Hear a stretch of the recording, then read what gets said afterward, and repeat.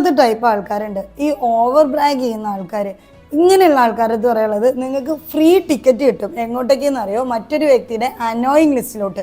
കാരണം എന്താ വെച്ചാൽ അവർക്കിപ്പോൾ നിങ്ങൾ ഈ പറയുന്ന പോലെ എന്താ പറയുക, വലിയ കാറ് വാങ്ങിയാലോ വലിയ വീട് വെച്ചാലോ വലിയ ജോലി കിട്ടിയാലോ അത് നിങ്ങൾ പൊക്കി പറയുന്നതുകൊണ്ട് അവർക്ക് യാതൊരു ഗുണം ഉണ്ടാകാൻ പോകുന്നില്ല. അപ്പോൾ നിങ്ങൾ നിങ്ങളുടെ സെൽഫ് ഞാൻ വലിയ സംഭവമാണ്, ഞാൻ അങ്ങനെയാണ്, ഞാൻ ആനയാണ് ചേനയാണ് എന്നൊക്കെ പറഞ്ഞിട്ട് നടന്നിട്ട് അവർക്കതിൽ പ്രത്യേകിച്ച് ഒരു ഗുണം ഇല്ലാത്തതുകൊണ്ട് തന്നെ അവരെ സംബന്ധിച്ചിടത്തോളം അതവർക്ക് ഭയങ്കരമായിട്ട് അനോയ് ചെയ്യുന്ന പോലെ തോന്നുള്ളൂ.